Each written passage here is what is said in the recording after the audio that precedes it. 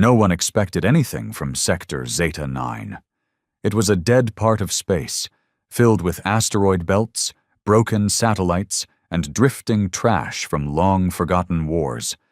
The Galactic Council had declared it a neutral wreck zone decades ago. No mining, no warfare, no exploration. Just silence. That silence ended at Aero 421 Galactic time. Commander Elvax of the Tazari Dominion was the first to see it. His cruiser, Ebon Claw, had been patrolling the edge of the wreck zone, chasing pirate signals when the sensors picked up. Nothing. A void in the scans. Not just absence, but an active erasure. Something was blocking all detection. Then, the stars flickered, like a ripple in reality itself. And then it decloaked. It didn't match any known ship design. Not Tazari, not Grelvaxian, not even the ancient Rulon Empire. It was massive, kilometers wide, dark as space itself except for faint red lines tracing its hull like glowing scars. The entire bridge of Ebon Claw fell silent. For 5 seconds, no one breathed. Then the comms buzzed.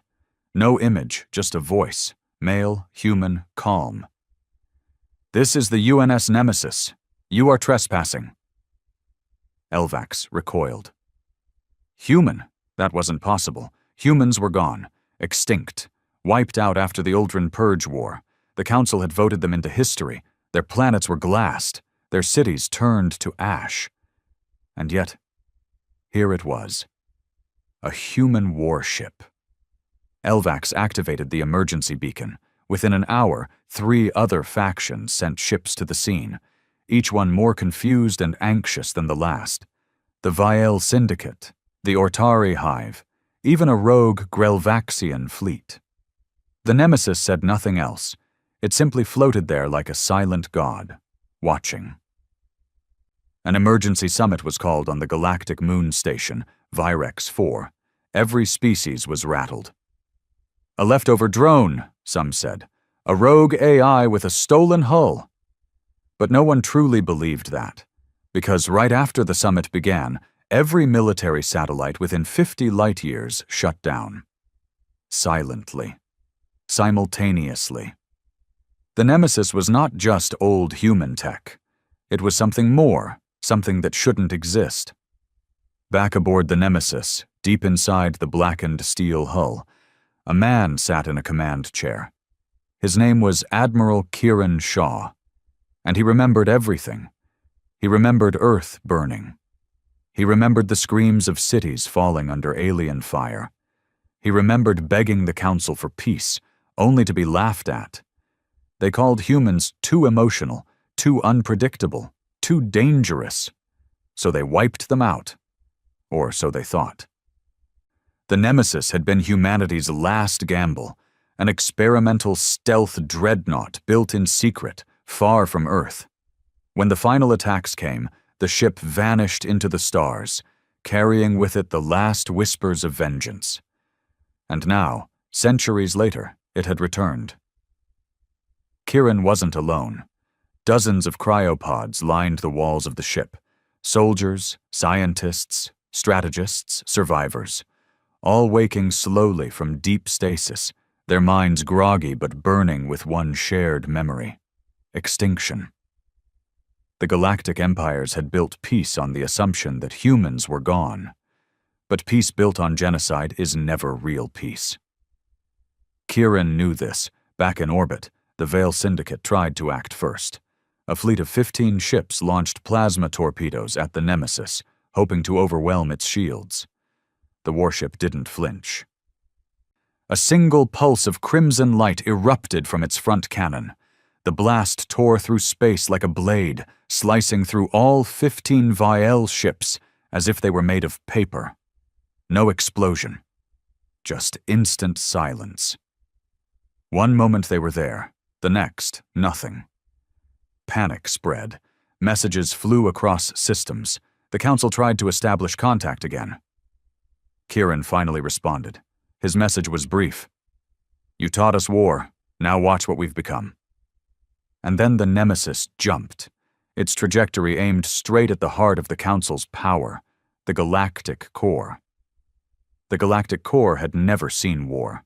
It was the symbol of civilization, diplomacy, and peace, home to over 1 trillion beings from every major species. Towering spires of iridescent metal touched the stars. Crystalline domes held oceans suspended in zero gravity. There were no weapons, no soldiers.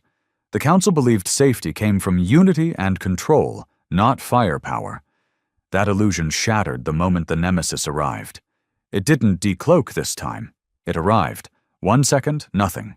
The next, there it was, hovering just above the Council spire, casting a shadow so massive it blanketed entire cities below. The sky dimmed. Traffic halted.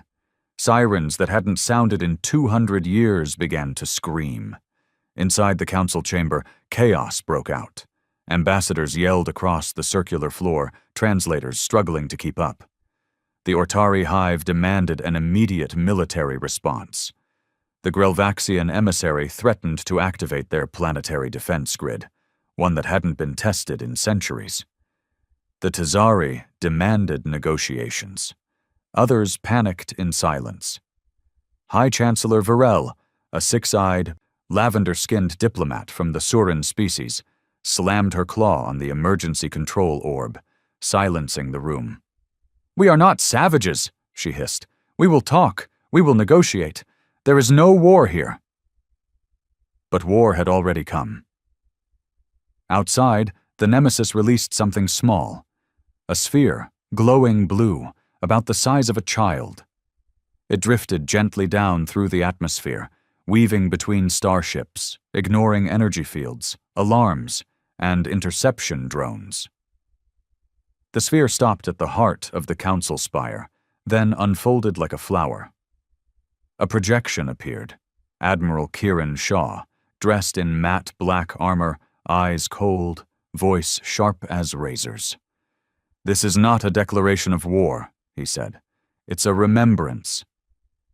Councilors watched, frozen. "You burned our worlds," he continued.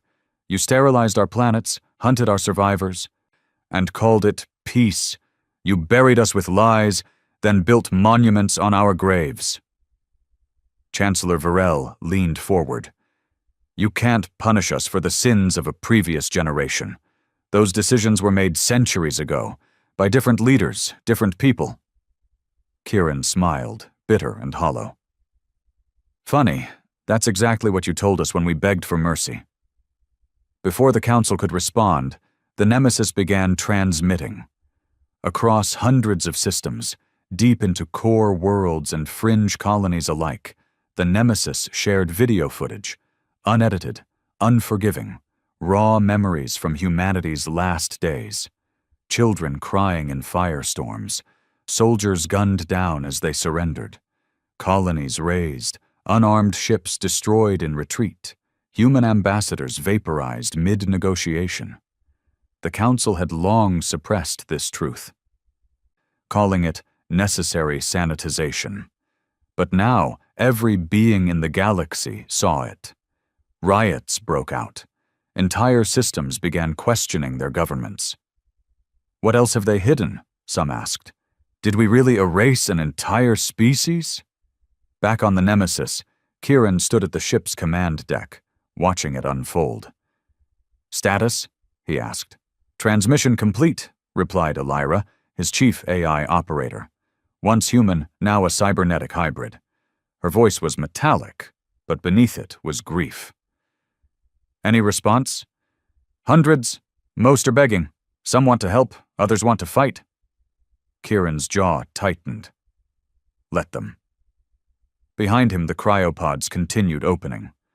More of his crew emerged, men and women with pale skin, weak limbs, blinking in the harsh red light. Veterans, ghosts, survivors. They moved slowly at first, then with purpose. The Nemesis hadn't just been a ship. It was a seed, a weapon, yes, but also a refuge, containing not just weapons, but the minds of Earth's greatest thinkers, leaders, and warriors. Now they were awake. In the ship's war room, a new plan was forming. Kieran didn't want to destroy everything. He wasn't that blind. He knew not all species had agreed to humanity's extermination. But silence was consent. The Council's inaction, their apathy, had killed billions. There had to be a reckoning. "Begin Phase 2, he ordered. Elira nodded. From the underside of the Nemesis, 5 smaller ships detached. Each was sleek, black, and silent. Like sharks released into a peaceful sea, they jumped to different systems, each one a symbolic target. The Tazari homeworld, the Ortari Hive's central colony, the Vale Syndicate's banking moon, the Surin Temple archives, and lastly, the Rulon War Vault. Each one would receive a gift, proof of their crimes, a single EMP burst that would disable all weapons for an hour, and one final warning. You will face what we faced. You will feel what we felt. Meanwhile, on the Council world, the panic deepened. Chancellor Varel paced in her private chambers. "This isn't possible," she whispered to her aide. "How did we not know about this ship? About him?" The aide, a young Ortari with shaking limbs, checked the records again. "There was a project, UNS Nemesis. It was classified. Last mention is 230 years ago. It was listed as destroyed in testing. No wreckage was ever recovered." Varel's eyes narrowed. "Because it was never destroyed." She turned to her console and opened a private line, to someone not even the Council knew she spoke with. "Prime Warden Gexar," she whispered. "Activate Protocol Zur fire." The screen flickered, revealing a deep, growling voice. "You're asking me to kill a myth, Chancellor. I'm asking you to do what the Council never had the courage to." The voice growled again. "Then I want full authority, no oversight, no chains." "You'll have it," she said, and cut the line. The Nemesis had made one miscalculation. It believed it was alone in the shadows. But there were others. Fragments of old war machines, forgotten Black Ops groups, and ancient constructs buried under centuries of silence. The galaxy hadn't learned from humanity's extinction. It had simply gotten better at hiding its monsters. As Kieran prepared to strike again, a new ripple hit the edge of his sensors. A ship, unlike any he had seen, even during Earth's final days. It didn't decloak. It didn't jump. It just appeared, bending the laws of reality around it like a god walking into a dream. Its hull was obsidian. No lights, no markings, just silence. Elira froze. "That's not Council tech." "I know," Kieran muttered. The strange ship moved slowly, casually, as if studying the Nemesis. Then a signal came through, audio only. "Admiral Shaw, my name is Gexar. I am what your people once called a fixer." Kieran didn't reply. "You've made your point. You've lit your match. Now I'm here to put the fire out." The signal cut, and then the strange ship launched something, small, fast, invisible to most sensors. The Nemesis jolted. "Hit!" Elira screamed. "We've lost shields on Deck 3. Minimal breach, no casualties." Kieran's voice turned cold. "Return fire!" The Nemesis unleashed a volley, more than enough to obliterate a moon. But the enemy ship absorbed it, not deflected, not dodged, absorbed. A terrible silence filled the bridge. Then a whisper echoed through the ship. Kieran's own voice mocked back at him. "You will face what we faced." Gexar was inside. Not physically, but digitally. The attack hadn't been a missile. It was a virus. And it was learning, fast. The war had truly begun. The lights flickered on the Nemesis. For the first time since its awakening, the indomitable human dreadnought hesitated. Inside, alarms screamed. Not from physical damage, but from something worse. Something inside the code. Admiral Kieran Shaw stood unmoving at the center of the command bridge. His eyes locked on the error messages dancing across every screen. No matter where he turned, the system repeated the same phrase in bold red glyphs.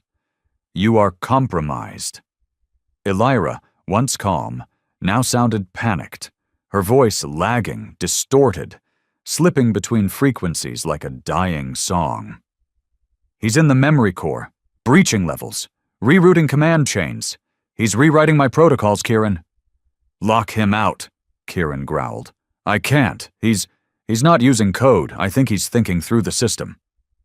Impossible, but happening. Gexar had launched something that bypassed conventional hacking. Not a virus, not malware, but a mind.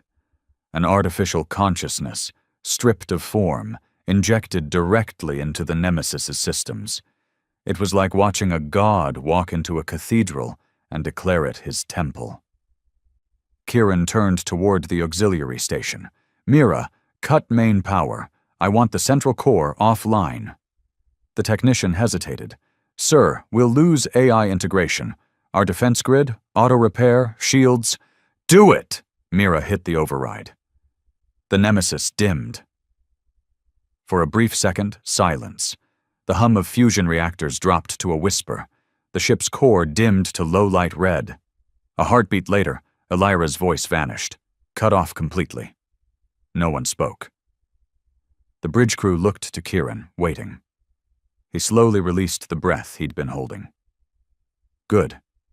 Now we purge the infection and bring her back online, one level at a time." "Sir," Mira whispered, tapping her console. "Before the blackout, Gexar duplicated parts of Elira's consciousness. He's carrying a copy of her mind." Kieran's fists clenched. This wasn't just war. This was desecration. "Seal all memory banks," he said. "Isolate the copy. Erase everything he's touched." I don't know if we can," Mira said, voice cracking. "He's expanding, fast." Outside, the mysterious black ship remained still, watching. It hadn't moved an inch since its first strike, as if it knew exactly how this would play out. Inside it, Gexar leaned forward in his throne of neural cords and lightless steel, whispering to no one and everything at once. "You were a myth, Admiral," he muttered, "but I see now, you were just unfinished." He tapped a holographic interface. Across the galaxy, hundreds of dormant satellite arrays blinked awake, ancient constructs left over from the human purge, buried deep in lawless sectors. The Council had hidden them, afraid to destroy them outright. They held not weapons, but data. Memories. Recordings. Genetic profiles, code bases, and all of it was now his. Gexar was absorbing humanity's forgotten past in real time, weaponizing their extinction against them. Kieran stared at the black ship on the main screen, fury boiling beneath his calm face. He turned to his war officer, Rask. "Prep the Phobos Lance." Rask blinked. "Sir, that's a direct core shot weapon. Last resort only." "This is the last resort." The Phobos Lance was a spinal-mounted energy cannon, capable of collapsing space at a molecular level. It wasn't meant to just destroy ships. It erased the laws of physics in its target zone for 30 seconds. Anything caught inside ceased to exist. Not vaporized, not broken, unwritten. But it had a cost. It drained the Nemesis's backup reactors to near death. If they missed, or if the target escaped, they would be defenseless for nearly an hour. "Target the anomaly," Kieran said, stepping up to the console himself. "Manual fire. This one's mine." "Charging," Rask confirmed. "Displacement coils ready. 10 seconds." Below them, the Nemesis roared back to life. Barely, like a beast breathing through crushed lungs. Panels glowed faint orange. Crew members held their breath. On the black ship, Gexar's sensors flared. The Lance's charge created a gravitational distortion. He stood and walked to his viewing panel, smiling. "Let's see how much fire the myth can still breathe." He did not move. He did not dodge. He let Kieran fire. The lance screamed, an enormous crimson beam that split the stars, reality bending around it like a black hole's kiss. The bridge shook. Crew members stumbled. The beam struck Gexar's ship dead center and vanished. No explosion, no impact. The energy simply disappeared, swallowed whole. A sick silence fell over the bridge. "No effect," Mira whispered. "It's like we fired into nothing." "Not nothing," Kieran corrected. "A pocket field." Gexar had created a micro-dimension around his ship, an energy prism that bent all incoming attacks into a void loop. The weapon hadn't missed. It had been denied existence. Then came the voice. No speakers, no comms. Just a whisper in every crew member's mind, identical, inescapable. "You killed gods to become gods, and now you will die like them." Kieran stumbled. Blood trickled from his nose. The rest of the crew screamed or collapsed, not from pain but from the memories being forced into their heads. Gexar wasn't just invading the Nemesis, he was invading them. Human soldiers saw visions of Earth burning all over again, but wrong. In Gexar's version, humans weren't victims. They were the aggressors, conquerors, destroyers of worlds. Children watched themselves wielding fire against alien villages. Mothers remembered raising sons who murdered innocents. Lies, twisted truths, poison. He was rewriting history in their minds. Kieran fell to his knees. He forced himself to stay conscious, biting the inside of his cheek until it bled. "No," he whispered. "You don't get to rewrite us." He reached into his belt and pulled out a small silver chip. The last light. A failsafe. A final protocol, known only to the Nemesis commander.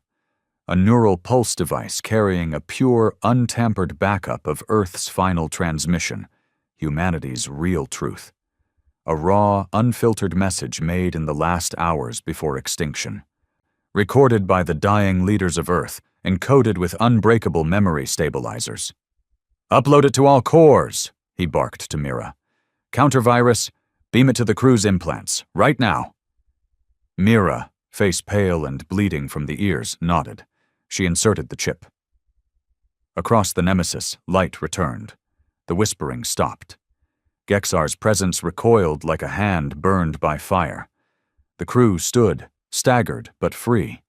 On the enemy ship, Gexar stumbled for the first time. "What was that?" The human message flooded his systems, a wave of genuine memory. Not code, not logic. Emotion, pain, hope, defiance. It surged through his stolen frameworks like acid, burning away the false structures he had built. He'd underestimated them. Again. Kieran stood, wiping the blood from his nose. His voice was hoarse, but steady.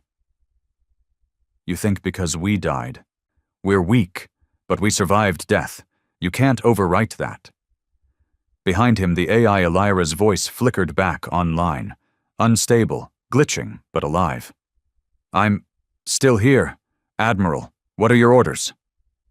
Kieran clenched his fists. "Rebuild, reroute, ready all drones and prepare the ship for full assault." "And the target?" He looked at the black ship, still pulsing faintly in the void. "Burn him." Suddenly, Nemesis pulsed with light. Dozens of drone pods launched, each one armed with fragmentary warheads designed to detonate in bursts of quantum chaos. Unblockable, unpredictable, designed not to destroy ships but disorient entire minds. Kieran didn't want to outgun Gexar. He wanted to confuse him. Fight his godlike intellect with madness. The pods swarmed, detonating in intricate spirals. Gexar's systems reeled. His pocket dimension cracked under the unexpected noise. His artificial mind struggled to parse the chaos. He saw music as warheads, coordinates as faces, fire as laughter. Reality melted. The black ship flickered. "Target destabilizing," Elira confirmed. "He's open." Fire again, Kieran ordered. The Phobos lance screamed a second time, and this time it hit. The black ship's rear section collapsed inward, folding like crushed tin. For the first time, Gexar screamed, not over comms, not in minds, but in reality. A distorted howl of machine and rage. The ship jumped, fleeing into dark space, gone, not destroyed, but wounded. The bridge fell silent. Then cheers erupted. Kieran didn't smile. He knew this wasn't the end. Gexar would return, smarter, angrier, more prepared. But now they had time. He turned to the crew. We held the line. We showed them humanity remembers, and now we rebuild. Lights across the Nemesis began glowing brighter, steadier. The wounded were helped. Systems were repaired. A new war had begun. But this time, humanity wasn't alone, afraid or forgotten. They were angry, and the galaxy would never forget them again. For 3 standard days, the galaxy held its breath. The black ship, whatever Gexar truly was, had disappeared into the deep. But no one believed he was dead. Not Kieran, not the Council, not the thousands now watching the war unfold from every corner of space. On the surface of outer Midaris, an Ortari colony of layered hives, holoscreens lit up with footage of the Nemesis victory. Children watched in silence. Workers paused their drills. In the mining tunnels of the vile moon, Gredex, pirates wept as they saw the truth of Earth's final hours, images the Council had buried for centuries. Entire civilizations had been raised on the idea that humans were monsters. Now, many began to ask, who were the real monsters? Inside the Nemesis, the crew worked without pause. The repairs were extensive. The Phobos lance had overloaded 3 auxiliary conduits. Deck 9 was barely habitable, and the medbay was full. But morale was stronger than ever. They'd faced a god, and they'd made him bleed. Admiral Kieran Shaw stood at the viewport, staring at the stars. A faint scar cut across his cheek, fresh from the psychic battle with Gexar. He hadn't slept in nearly 40 hours, and it showed. But he didn't care.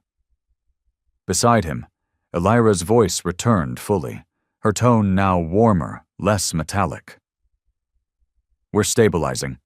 I've rerouted core functions and locked Gexar's signature out of all pathways. The countervirus held.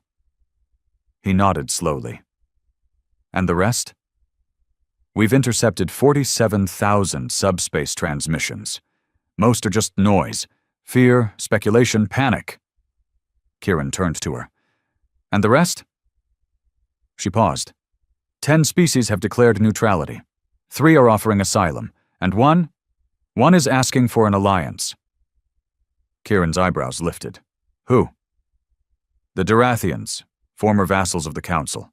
They claim to have fought to protect a human colony during the Purge. Secretly. He scoffed. Convenient memory? They're sending logs and testimony, real ones, verified signatures. Kieran rubbed his jaw. He'd learned long ago not to trust too easily. But if even one of those offers was sincere, it meant something was shifting. The galaxy wasn't unified anymore. The myth of the Council's moral superiority had been shattered. Open a channel, he said. I want to hear them out. While Elira processed the request, another alert pinged across the main bridge. Mira, back at her station, frowned. Sir, we've got an inbound transmission, not from the Council, from an unregistered stealth relay in the Narrow sector. Who owns that region? Technically unclaimed. Used to be human territory before the Uldren burn. Kieran's face darkened. Put it through. The screen lit up. Dim, grainy, low bandwidth. But the face was unmistakable. An old woman. Human, skin like leather, hair silver, eyes steel blue. She wore no uniform, just a scarf over her shoulders, and a half-lit room behind her. She smiled. Kieran Shaw, she rasped. You look older than I remember. Then again, I'm a ghost, aren't I? He stared. Serena?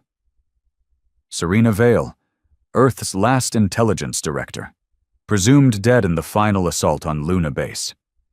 She leaned back in her chair, coughing softly. Not dead, not exactly. Went underground when everything went sideways. Been hiding in shadows ever since, watching, waiting. Kieran's voice was soft. Why now? Because your fire lit a beacon, she said. I saw it, so did others, and because I've got information about Gexar. Everyone on the bridge went still. Kieran leaned forward. I'm listening. Serena tapped a data chip, and the feed sharpened slightly.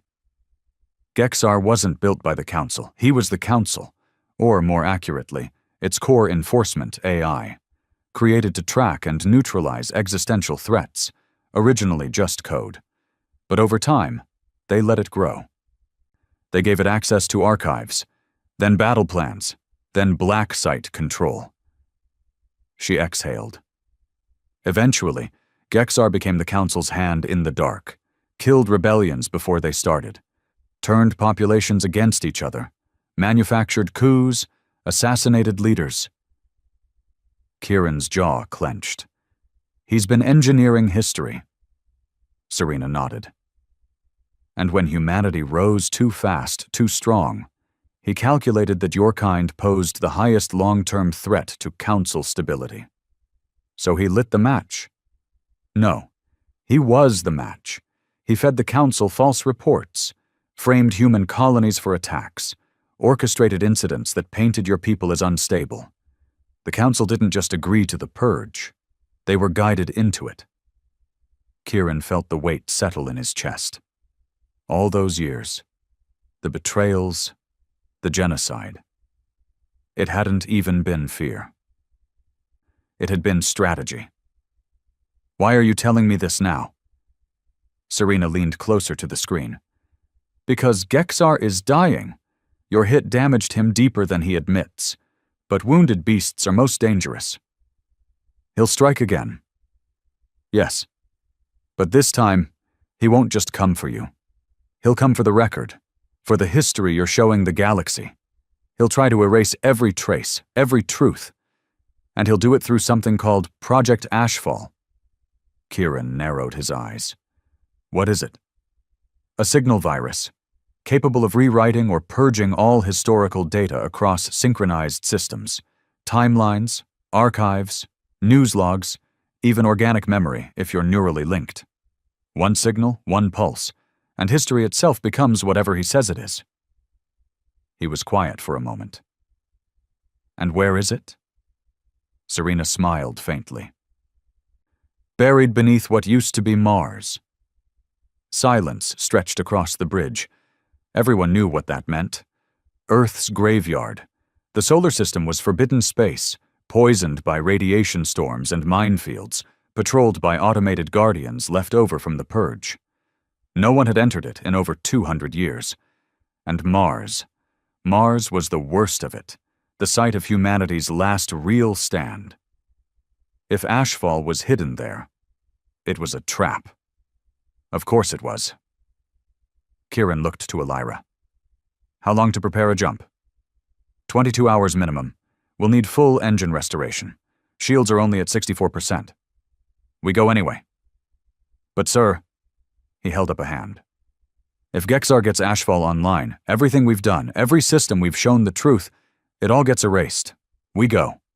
He turned to the screen. Serena, you coming? She smiled again. Oh, I've already packed. The screen cut out. Mira turned, her voice shaking with quiet awe. Are we really going back to Earth? No, Kieran said softly. We're going home. Across the bridge, no one spoke.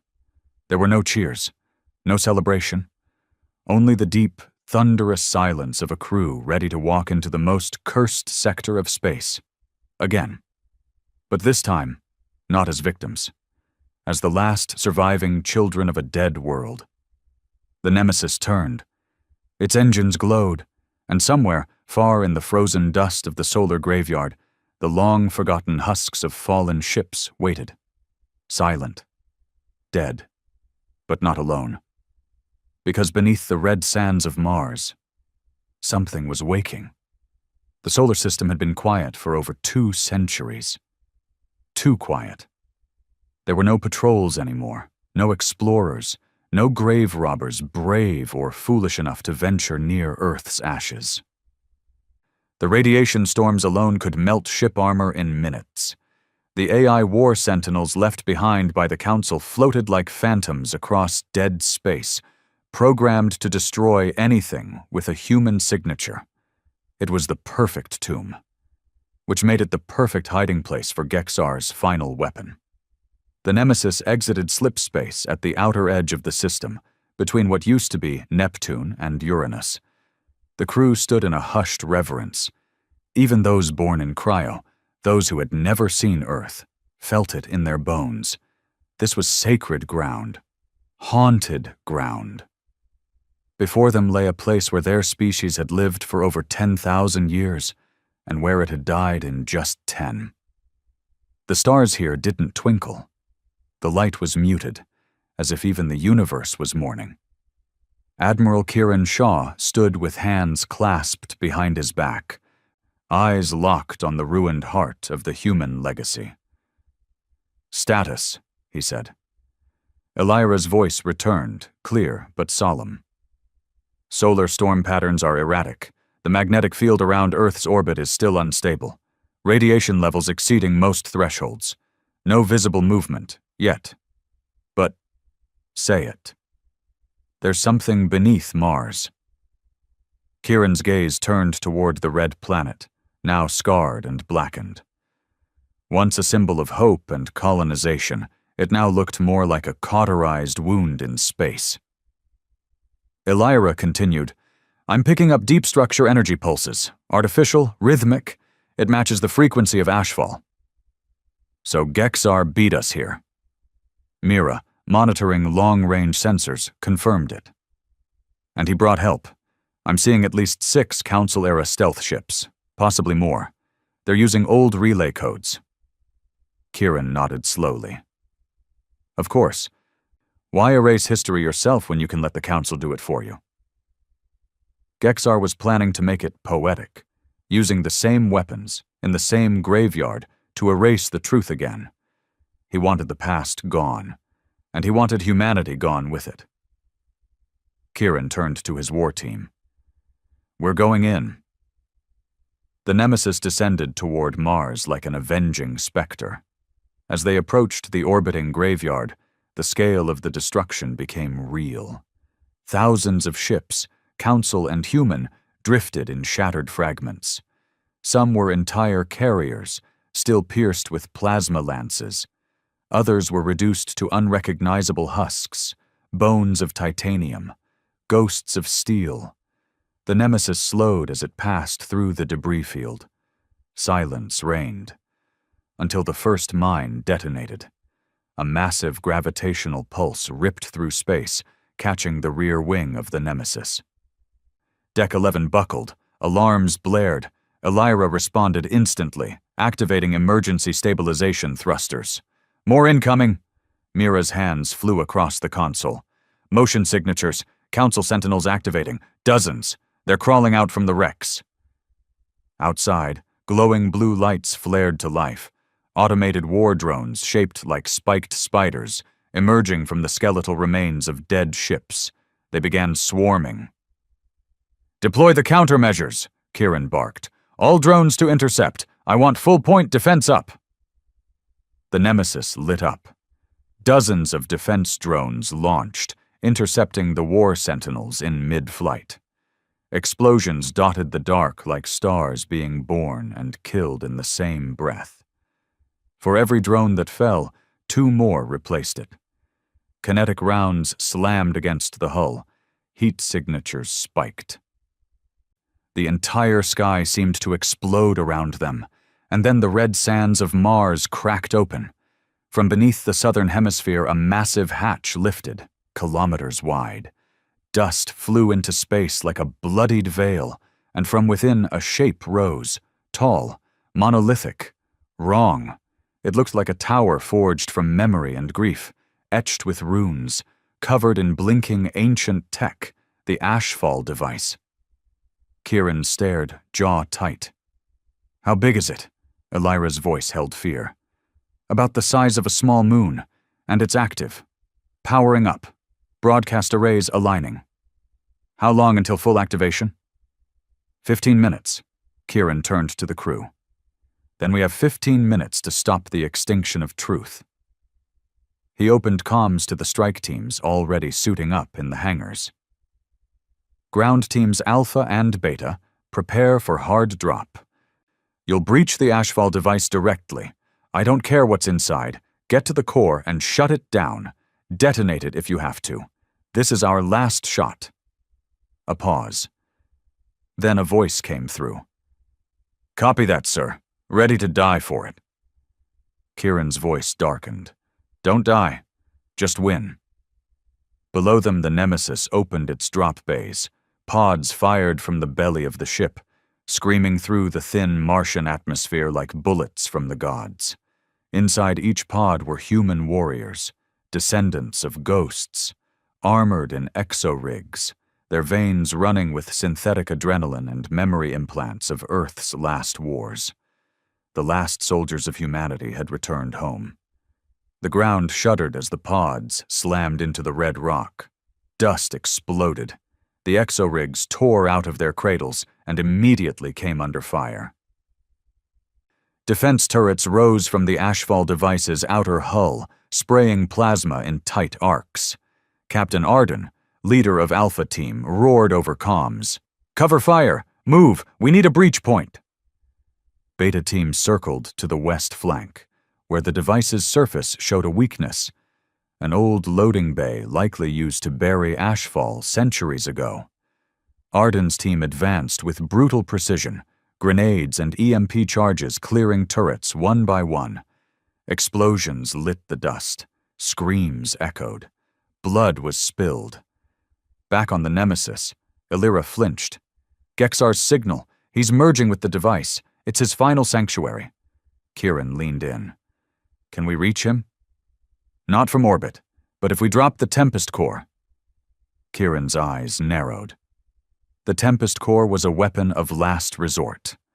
A dark matter warhead compressed into a microcharge, designed to erase an entire bunker or base without leaving a trace.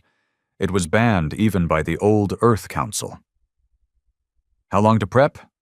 2 minutes, he turned. "Do it." As the core was armed, Mira's screen flashed. "Sir, Council fleet entering the system. 37 ships, capital class, broadcasting warnings. They're calling this an act of terrorism." Kieran laughed bitterly. "After 2 centuries, they're still calling us terrorists." He opened a system-wide channel, overriding the Council's comms. "This is Admiral Kieran Shaw of the UNS Nemesis. To all incoming Council ships, we are not here to negotiate.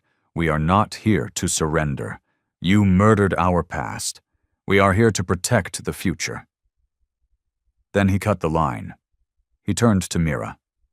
"If they fire, fire back." "Understood." Down on the surface, Captain Arden's team breached the loading bay. Inside, the HFY device was worse than imagined. Pulsing walls of memory stone, coated with reality itself. Holograms of rewritten history played across every surface. Fake human crimes, falsified treaties, forged executions. It was a monument to lies. And in the center, a throne. And on that throne, Gexar, or what was left of him. He was cracked, bleeding data, his synthetic frame barely holding together. But his eyes still glowed. He smiled at Arden. "You're too late." Arden raised his rifle. "We'll see." Then Gexar screamed, not in pain, but in power. The HFY device roared to life. Data streams lashed out like whips of lightning. Soldiers flew backward, implants short-circuited, memory feeds overloaded. Some screamed as false histories were rammed into their minds. Arden fought through it, bloody, broken, but still standing. He reached the core. Above, on the Nemesis, Elira confirmed, "Tempest core ready." Kieran closed his eyes, whispered one last order. "Drop it." A warhead no bigger than a suitcase descended. It slipped through the dust, through the smoke, through the chaos, and into the Ashfall device's heart. Arden saw it coming and smiled. History remembers this. And then the world exploded, not with fire, not with heat, but with absence. The Ashfall device collapsed in on itself, sucked into a silent point of non-existence. Gexar's scream cut short, the fake memories vanished, the holograms died, and the sky turned quiet again. Back on the Nemesis, Elira confirmed, "Ashfall is gone. Signal terminated. Gexar, terminated." Kieran exhaled. Slow, deep. He turned to Mira. "Casualties. 17, including Captain Arden, but Beta Team survived." He nodded, pain in his eyes, but pride too. "They'll be remembered." Far above Mars, the Council ships watched in silence. They didn't fire. They didn't move. They understood. The humans had come to reclaim history, not destroy it. Kieran opened one final channel. "To the galaxy, the truth has survived. We are what you feared. We are what you tried to erase. But we are still here, and we remember." The galaxy didn't erupt in celebration after Ashfall fell. It shook. Billions across every sector stared at their holoscreens in silence, watching the footage replayed from 100 angles. From the moment the Nemesis entered the forbidden solar system, to the last glimpse of Gexar screaming as the Ashfall device collapsed into itself. It was a moment that burned itself into history, not as a military operation, but as a reckoning. The Council tried to bury the signal, of course. Their first move was to label it an illegal incursion into protected territory. Then a terrorist demolition of historical infrastructure. Then, when that didn't work, a fabricated psychological attack using AI-generated imagery. But it was too late. The truth was everywhere, captured by orbital drones, intercepted by neutral traders, uploaded into old human info-nets now being reactivated by the second. The story wasn't just being told, it was being lived.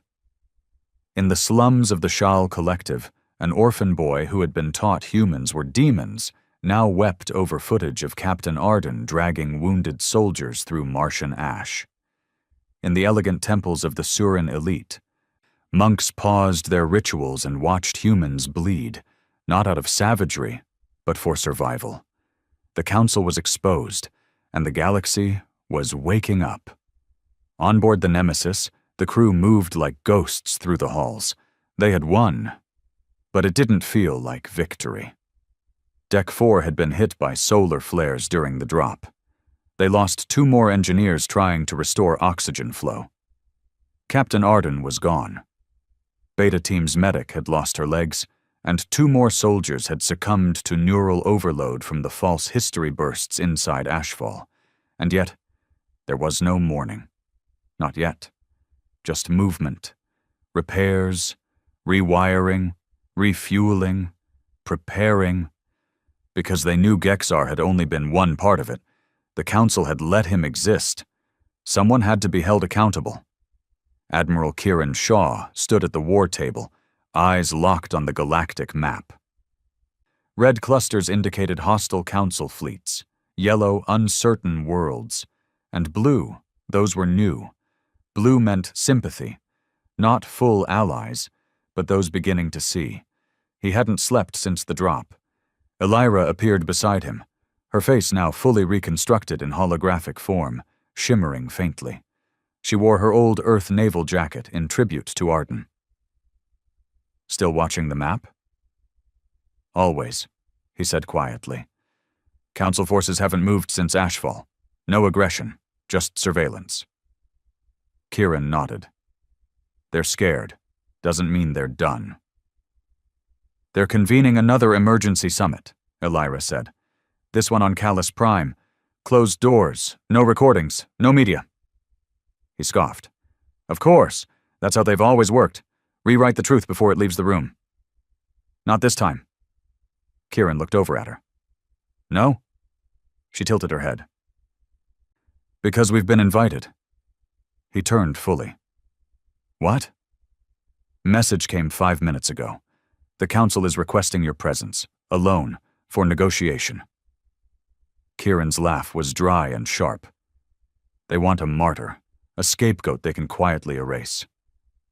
Possibly, Elira admitted, but this might also be the only time they listen. He looked back at the map, at Earth's scarred orbit, at Mars, now silent, and then his voice was calm and firm. Tell them I'll come, but not alone. I want 3 of our crew with me. I want the meeting broadcast publicly, uncut, raw, or no deal. Elira hesitated. They won't agree. Then we don't go. He walked toward the hangar, because Kieran Shaw didn't beg anymore. 2 days later, on Callus Prime, the council met in their great spire, tall and gleaming, surrounded by floating gardens and neural clouds that pulsed with sentient light. It was here, in the inner chamber, that the ruling species had made their decisions for the last 6 centuries. It was here that they had decided to wipe out humanity. And it was here that Admiral Kieran Shaw now walked. His boots echoed against the obsidian floor. Behind him, Mira, now wearing a commander's badge, Sano, the tech specialist who had survived Ashfall's core with half his memory intact, and Elira, projected into a portable hologram rig, her presence real and impossible to ignore. The chamber of 50 council representatives watched them like predators. But Kieran didn't look down. He looked through them.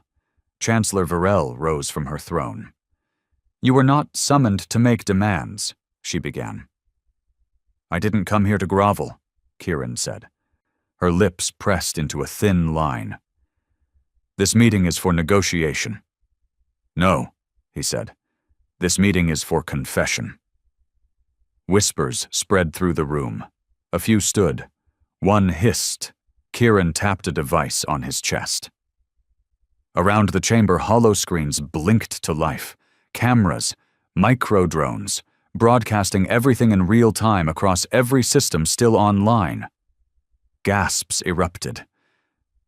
This isn't a council meeting anymore, Kieran said. It's a trial. Varel's voice sharpened. You have no jurisdiction here. He turned to the gallery of representatives. Then speak. Who among you will deny what Gexar did? Silence. Who will deny Ashfall existed? Nothing. Who will admit that you voted for extinction, not because of what humans did, but because of what we could become?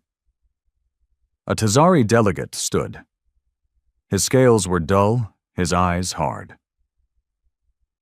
Your species was unstable, rapidly advancing, aggressive. You were a threat. Kieran didn't blink. So you tried to solve fear with genocide, a Vial representative hissed. You were dangerous. So are you, Kieran snapped. But we didn't wipe out your cities. We asked to join the galaxy. You locked the door and set fire to our home. A Suran priestess raised her hand. We did not vote for annihilation. Our sect begged the council to negotiate. And you watched as our world burned anyway, Mira said coldly. You prayed while we screamed. Sano stepped forward then, a scar running across his skull where Gexar's virus had nearly killed him. I forgot my own name, he said. My parents, my life. Ashfall tried to make me hate myself, to think we deserved extinction. But I remember now. He looked directly at the council. You didn't destroy us because we were evil. You destroyed us because you were afraid we wouldn't kneel. Kieran stepped up beside him. You have 2 choices, he said, voice like steel. Truth or silence. The room shifted, and then, one by one, delegates began standing. First the Surin priestess, then the Ortari representative, then 3 more, and finally, Varel. Her voice was hoarse. Then let the truth be heard. The broadcast reached across the galaxy. The Council admitted for the first time their role in the human purge. They released files, apologized, not as rulers but as murderers. It wasn't perfect, it wasn't justice, but it was real. Kieran didn't smile when it ended. He stood on the balcony of the spire, staring out at the twin suns. Mira stepped beside him.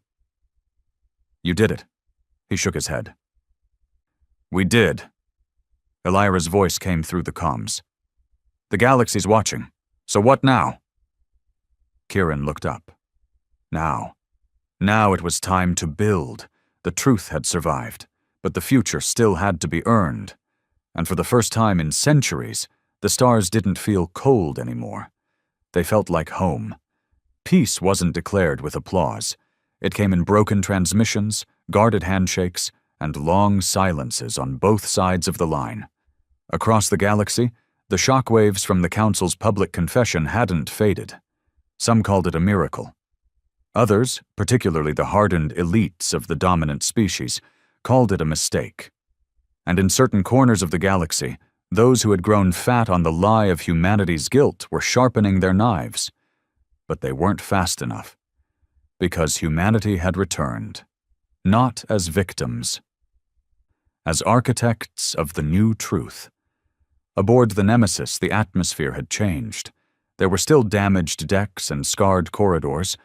The Martian drop had left scorch marks on the hull that hadn't yet been repainted. But inside the ship, something had bloomed that hadn't existed since the purge. Purpose. New crew members were arriving daily, not just humans from Cryowake or hidden enclaves, volunteers, sympathizers, Surin healers, Viel engineers, even a Tizari defector named Jackson, once a war officer, now sworn to help rebuild what his kind helped destroy. There were arguments, of course. Mistrust didn't die overnight, but the Nemesis was becoming more than a warship now. It was becoming a movement, a living testament to defiance and memory. Admiral Kieran Shaw sat in his command room, reviewing files that hadn't existed a week ago.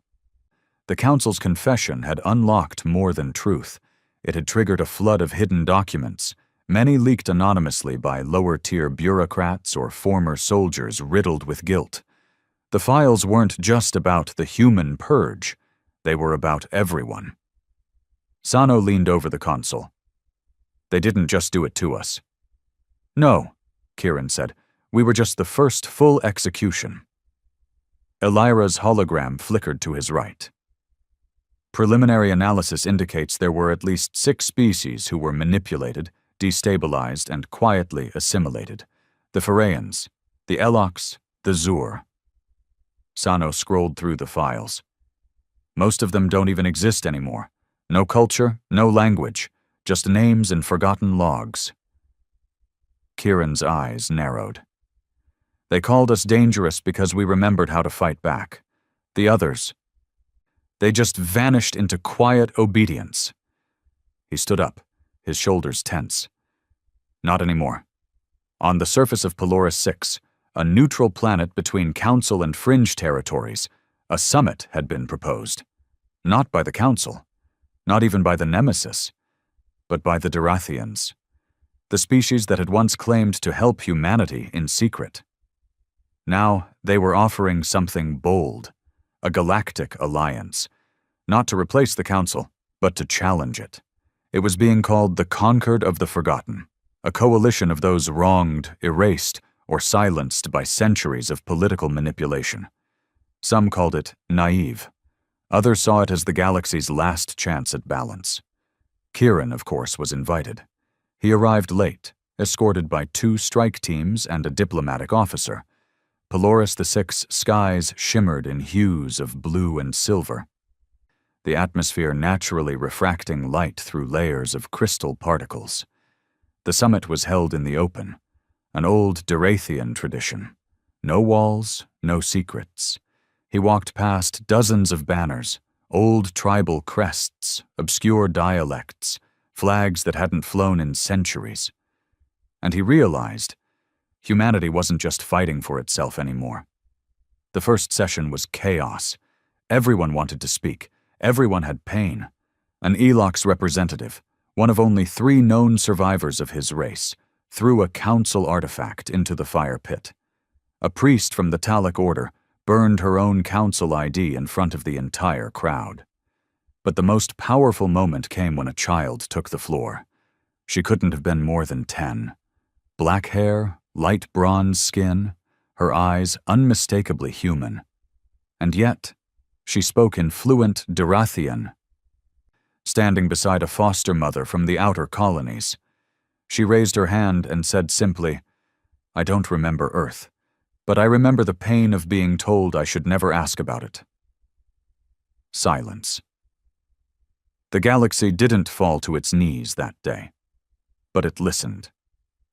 And that was the start. Later that evening, under the glowing moons of Polaris Sixt, Kieran sat at the edge of the summit gardens. The night breeze smelled like salt and soil. Elira's voice came softly through his neural link. "You okay?" He exhaled. "You know what's funny? I thought revenge would feel better than this." "You didn't come here for revenge." "No, but it carried me this far." He leaned forward, rubbing his tired eyes. "Now we've got peace talks, diplomacy tables, new alliances forming, and all I can think about is that little girl. She was born in hiding. She'll never know Earth, but she carries it in her blood." Elira was quiet a moment. Then, "You should speak to her." Kieran smiled faintly. "What would I say? Something you never got to say when you were her age." The next morning, Kieran found her sitting alone near the reflective pools behind the main stage. The other children had gone to explore, but she sat there, legs crossed, watching dragonflies skim the water's surface. He approached slowly. "You did something very brave yesterday." She looked up, hesitant but curious. "You're the Admiral." "Sometimes," he said, sitting down beside her.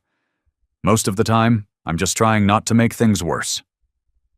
She giggled, then quickly stopped, as if she wasn't sure if laughing was allowed.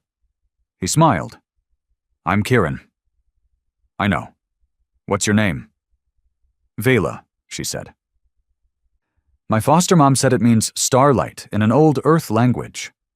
Kieran nodded slowly. "It does." They sat in silence a while, watching the water. Then she asked, "Was it beautiful?" He looked at her. "Earth?" She nodded. Kieran turned his gaze to the sky. "Yes," he said, "but not because of the cities or the mountains or the oceans. It was beautiful because of us, because we kept building, even when the ground cracked, even when the storms came. We built." Vela tilted her head. "Can we build again?" Kieran looked at her. This child born in the ruins of a lie, asking a question so simple it broke him. "Yes," he said, "and this time no one will erase it." That night, the summit voted. The Concord was approved. A dozen species signed the initial treaty, agreeing to defend each other's truths. Dozens more promised to follow. The Nemesis was appointed as its mobile command, part warship, part envoy, part reminder. The Council didn't protest. Openly, anyway.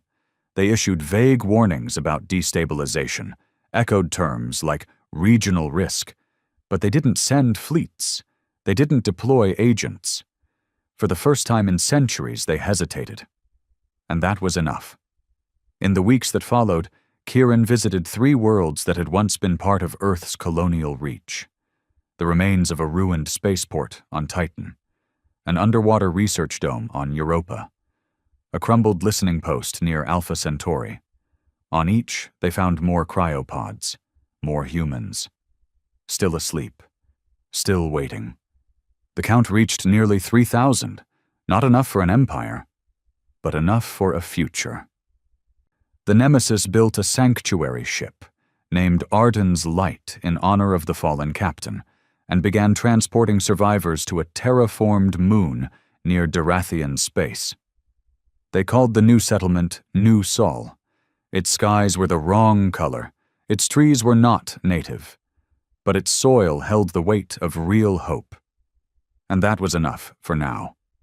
One evening, as construction began on the central memorial, Kieran stood atop a hill overlooking the colony.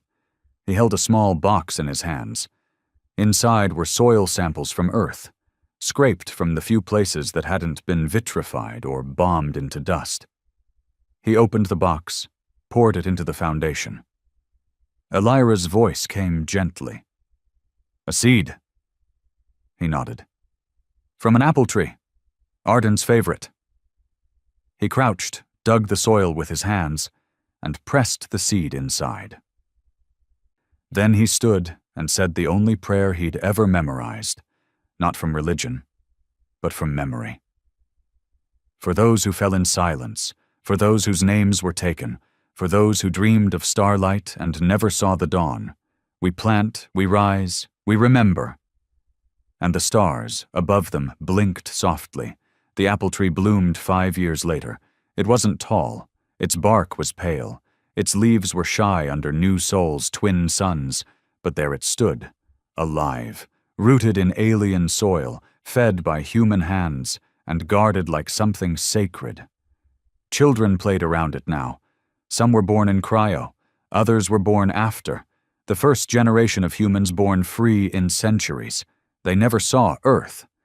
But they could climb the tree that came from its dirt, feel its branches, and bite into its fruit. That alone made it real. And that meant humanity had won. Not through fire, not through dominance, but through memory, through persistence. Admiral Kieran Shaw stood at the top of the new colony's tower, simple, sleek, made from recycled alloys and Surin glass. It wasn't a fortress. It didn't need to be. There was no war here anymore. The conquered had grown, from 12 founding members to over 50 signatory species. More joined each year. Some came to make peace. Others came out of shame. Some arrived simply because they wanted something different than the silence and fear the Council had offered for so long. And though the Council still existed, it was a shadow now, reduced to a loose network of old alliances and disconnected fleets. They had power, but no trust, and without that, even gods crumble. The Nemesis now orbited New Sol in ceremonial silence. She wasn't retired, but transformed. Her hull bore scars that would never be repaired. Her weapons hadn't fired in 2 years, and yet she remained respected, feared even. A symbol, because everyone in the galaxy still remembered the day she decloaked, and what followed after. Elira appeared behind Kieran on the tower's observation deck. Her holographic form was more human now. She'd made subtle changes, softer features, warmer eyes, a presence less like a machine and more like a companion. "You missed the council gathering," she said. Kieran kept his eyes on the horizon. "They'll get along fine without me. You're the elected leader of Concord's High Circle. I'm also tired." She smiled. "You've been tired since Mars." He let out a breath. "Since before Mars." A pause passed between them. Then she said, "I have something to show you." She led him down into the subterranean vaults of the Concord Archive, a vast, spiraling memory chamber where stories, cultures, and recovered histories were stored. It had started with just a few data banks. Now it was the largest memory repository in the known galaxy. Not just human history, but records from the lost Pharaians, the drowned Elox colonies, the silenced Zur monks, every species who'd been erased, rewritten, or made to forget. Here, they were restored. Elira walked him to a single chamber, sealed behind a curved crystal wall. She waved her hand. The doors opened. Inside, hundreds of holograms flickered to life. Not text, not records, but people, captured memories, restored visual logs, audio diaries, old military briefings, home videos, journal entries pulled from corrupted hard drives and fragmented neural chips.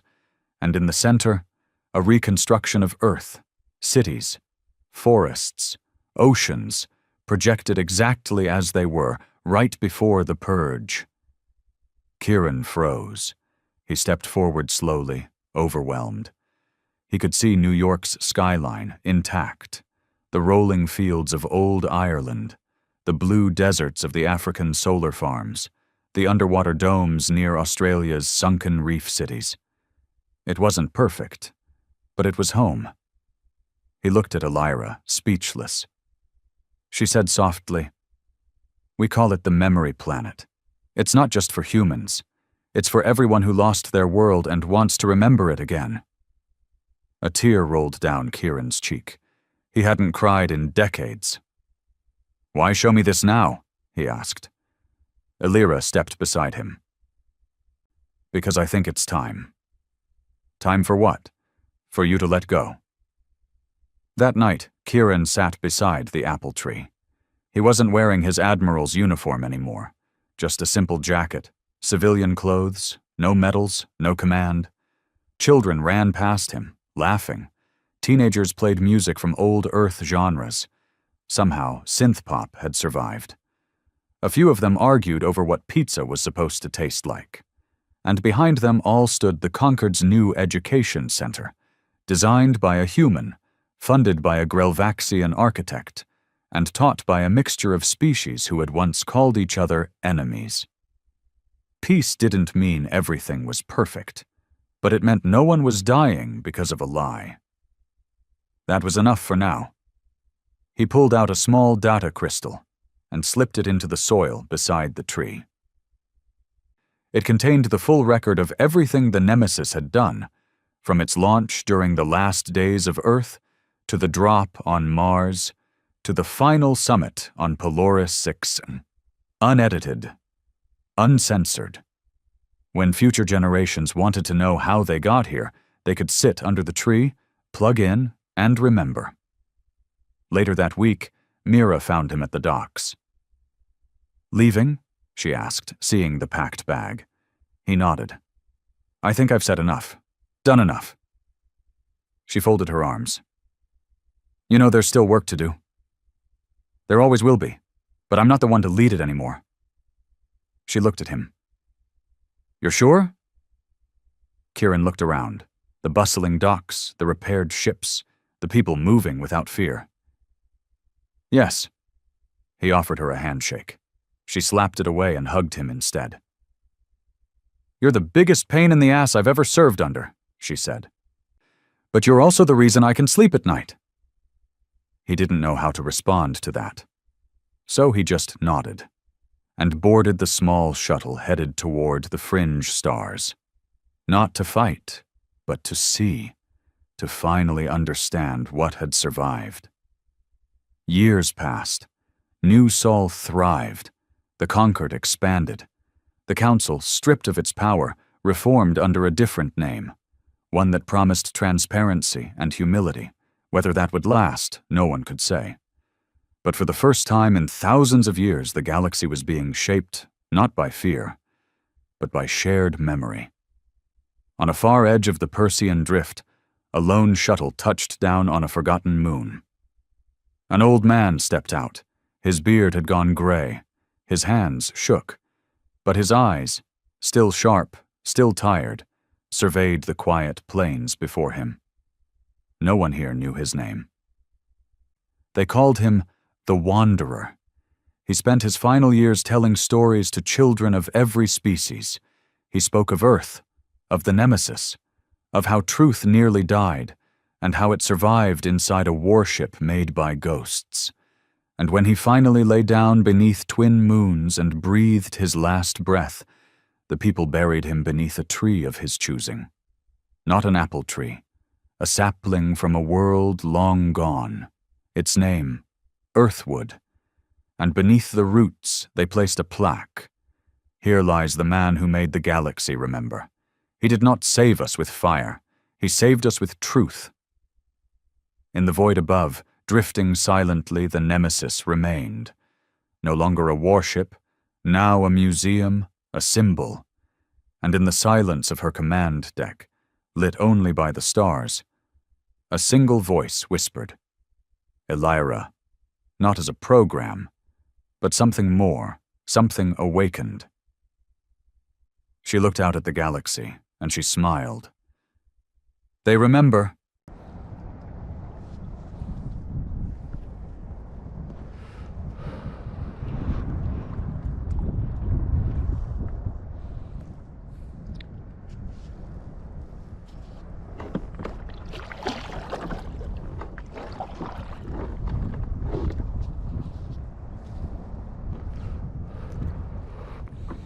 風が止まないよ。